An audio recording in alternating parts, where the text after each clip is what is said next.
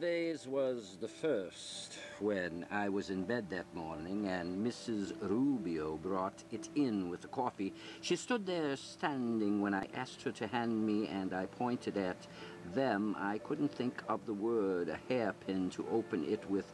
Ah, Horkila, this obliging old thing, and it staring her in the face with her switch of false hair on her and vain about her appearance, ugly as she was near 80 or 100. Her face a mass of wrinkles, with all her religion domineering, because she never could get over the Atlantic fleet coming in, half the ships of the world, and the Union Jack flying with all her carabineros, because 4 drunken English sailors took all the rock from them, and because I didn't run into the Mass often enough in Santa Maria to please her with her shawl up on her, except when there was a marriage, on with all her miracles of the saints and her black blessed Virgin, with the silver dress and the sun dancing 3 times on Easter Sunday morning, and when the priest was going by with the bell bringing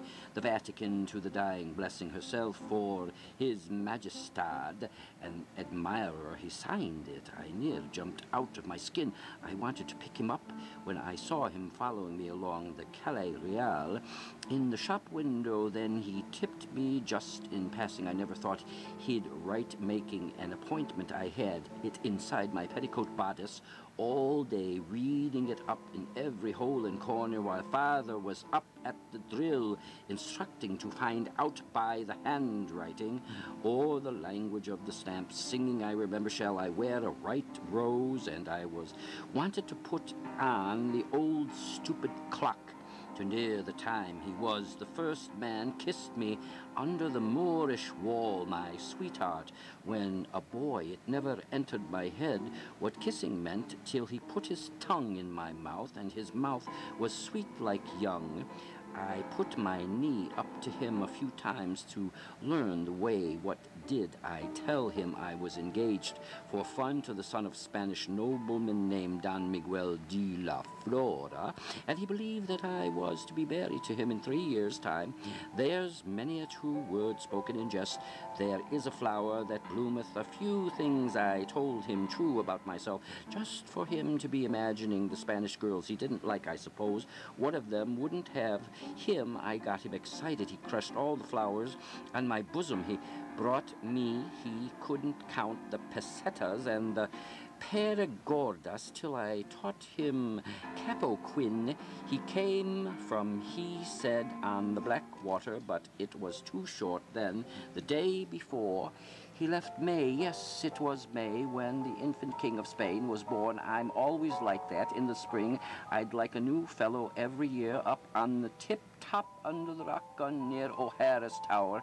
I told him it was struck by lightning, and all about the old Barbary apes they sent to the Clapham without a tail, careering all over the show on each other's back. Mrs. Rubio said she was a regular old rock scorpion, robbing the chickens out of the Insus farms and throw stones at you if you went anear. He was looking at me. I had that white blouse on open at the front to encourage him as much as I could without too openly. They were just beginning to be plump, I said.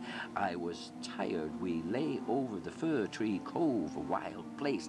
I suppose it must be the highest rock in existence, the galleries and the casemates and those frightful rocks, and St. Michael's Cave with the icicles, or whatever they call them, hanging down the ladders, all the mud plotching my boots.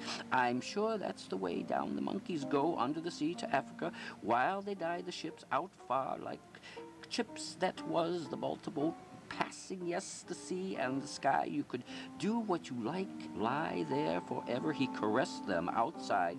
They love doing that. It's the roundness there. I was leaning over him with my white rice straw hat to take the newness out of it, the left side of my face the best, my blouse open for his last day, transparent kind of shirt he had. I could see his chest pink. He wanted to touch mine with his for a moment, but I wouldn't let him. He was awfully put out out first for fear you never know consumption or leave me with a child embarazada.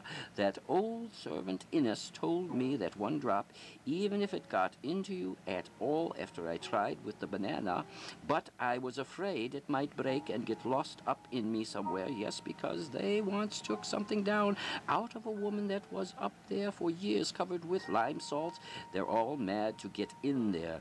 Where they come out of, you'd think they could never get far enough up, and they're done with you in a way till the next time. Yes, because there's a wonderful feeling there all the time, so tender. How did we finish it off? Yes, oh yes, I pulled him off into my handkerchief, pretending not to be excited, but I opened my legs. I wouldn't let him touch me inside my petticoat.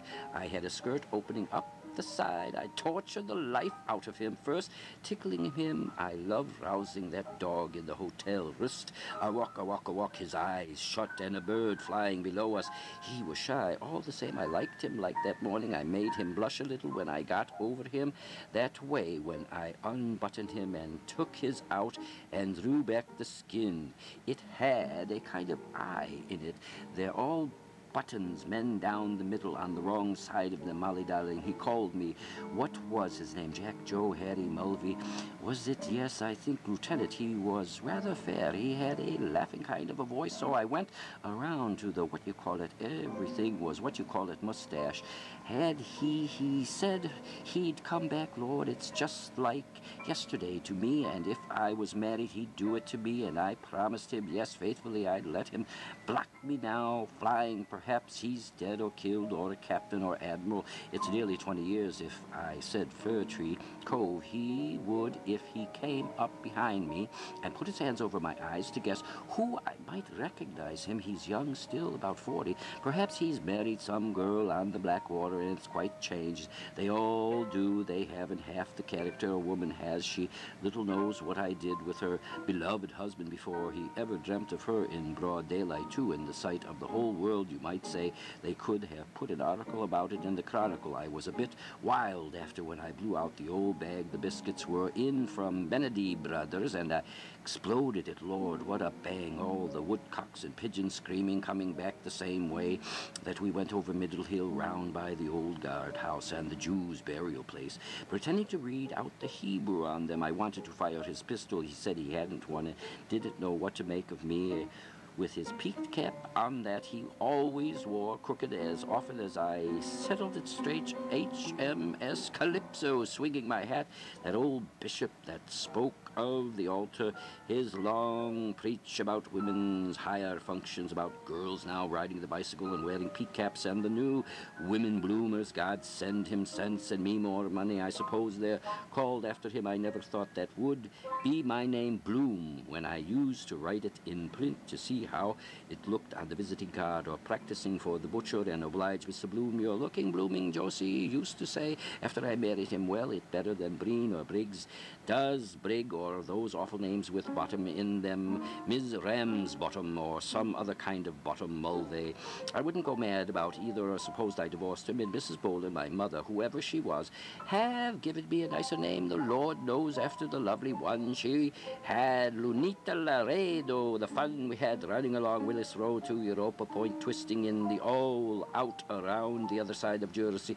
They were shaking and dancing about in my blouse like Millie's little ones when she runs up the stairs. I loved looking down at them. I was jumping up at the pepper trees and the white poplars, pulling the leaves off, throwing them at him. He went to India.